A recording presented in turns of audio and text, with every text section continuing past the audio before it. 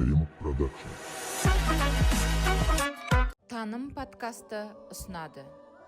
Ел басшысы Қасым-Жомарт Тоқаевтың жарлығымен 2025 жыл жұмысшы мамандықтары жылы деп жарияланды. Соған орай мектебіміздегі директордың шаруашылық іс жөніндегі орынбасары Мұхамбетқалиев Бейсенбай Амангелдиевичті студиямызға қонаққа шақырдық.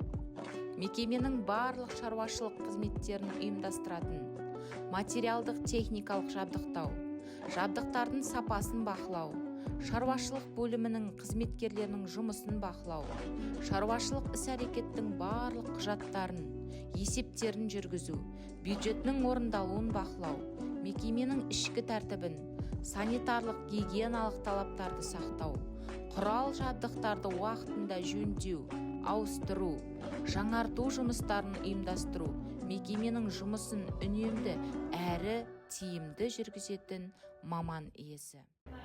Қайырлы күн, эфирде Таным подкаст, эфир тізгінімен Сәнім Айкебайқызында. Бүгін ерекше қонақ мектебіміздің директордың шаруашылық іс жөніндегі орынбасары Мұхамбетқалиев Бейсенбай Амангелдиевич ағамыз қонаққа келіп отыр. Саламатса, қалайсыз ағай? Жақсы. Көңіл күйіңіз қалай? Жақсы. Ағай, сіз енді біздің мектепте 96 жылдан бастап қызмет етіп келесіз.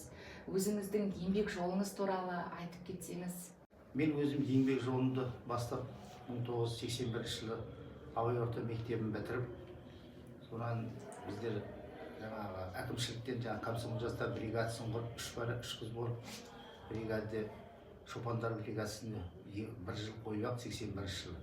Сонан мен өзім жаңағы әскериге қатарына шақырып 82 жылы мен неге кетіп қалдым, армияға кетіп қалдым, 2 жыл бітіріп келдім. Онан армияда келгеннен кейін өзім жаңағы ғана мына Шұбар ауданында шопырлық оқу бітіріп, сонан совхозға келіп, қайта жаңағы еңбегім жалғастырып, шопыр болып жұмыс істедім. Сонан жағдайға байланысты біздер қоныс аударып осы Қандыағаш қаласына 96 жылы келдім. 96 жылы келгеннен кейін ол жаңағы өзіміздің жаңағы осы 3-ші мектепке күзетші керек деп, сол күзетші болып осында орналастым. Сонан 98 жылы ауыз мектеп 3-ші мектептің гимназиясы шаруашылық іс жөніндегі орынбасары болып тағайындалдым.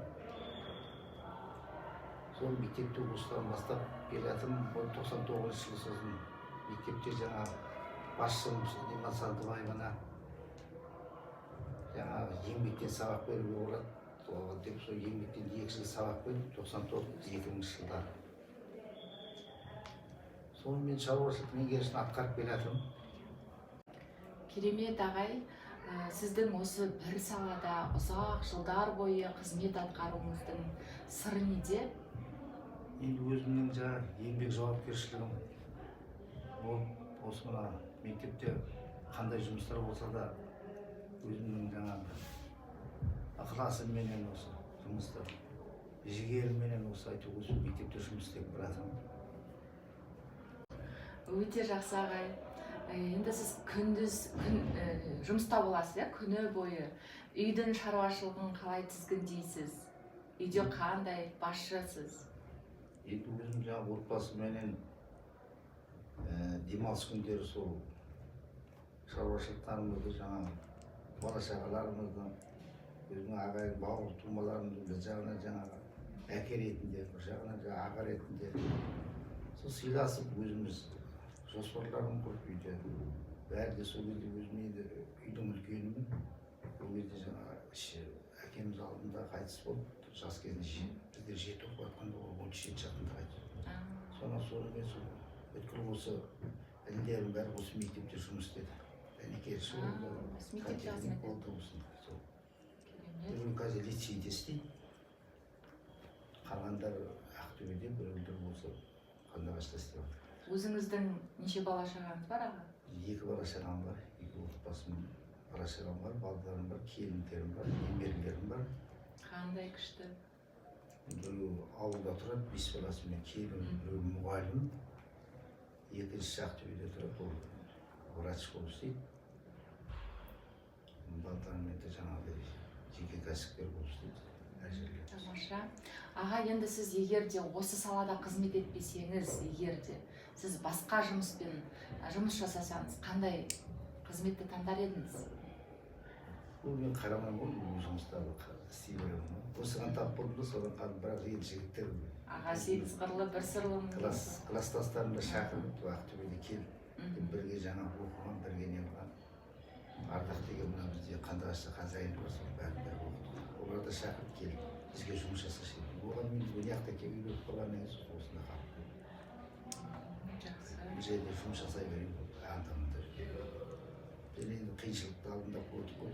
Жаңағы 95-96 жылдар дейтін ешқандай не болған жоқ. Сауыт істедік, анау істедік, мынау істедік.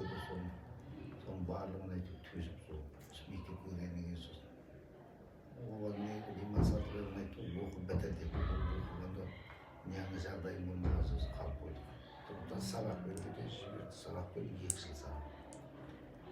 Осы кімдер, Нұрзия кімдер бітірді осы бізде. Мына бірінші мектептен экзамен тапсырды да сосын.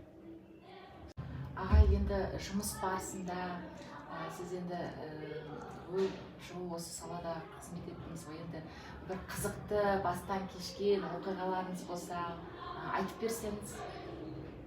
Мектепте қызықты оқиғалар болды ғой енді. Ол біздер жаңағы әр жерде жаңағы бізді қараған жоқ қой, жаңағы мейрамдарда, мына нелерде жаңағы 9 майларда жаңағы парадтарға шығып жүрдік, неде көрініс көрсеттік, футбольный стадионда. Сол кездер жаңағы солдат болдық, онан неміс болдық, әйтеуір сол парадта жүрдік. Осындағы кім болды біздер мартын?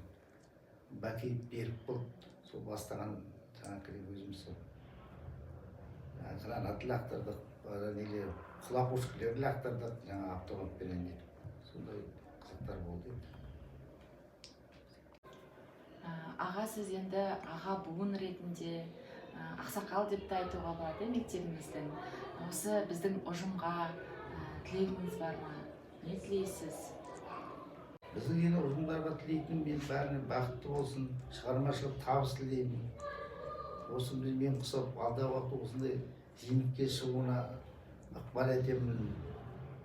Барлық осы мектебіміздің абыройлы болсын, гимназия. Онан да жоғарылап, осы алдында еліміз Қазақстанымызға әйтеуір таңдаулы болсын. Бұрында таңдау ЮНЕСКО-ге барды, таңдаулы болды ғой алдында осы. Бәрінде болдық, қасында осы мектепте. Енді осы барлығына жақсылық тілеймін, аман сау болсын. Бүгінгі жаңағы енді болып жатыр жаңағы ораз айттарың бәрі құтты болсын, бәріңе аман бол, сау болыңдар дейді. Дендерің сау болсын. Ағай, сіздің осы шаруашылық ісін абыроймен атқарып жүргеніңіз үшін алғысымызды білдіреміз. Сіздің күнделікті еңбегіңіз осы мектеп ұжымының жұмысының жайлылығына, тиімділігіне үлес қосады. Мектебіміздің таза болуы, ретті болуы, техникалық мәселелердің тиімді шешілуі барлығы сіздің біліктілігіңіздің арқасы, адал еңбегіңіздің жемісі, нәтижесі деп білеміз. Сізге зор денсаулық тілеймін.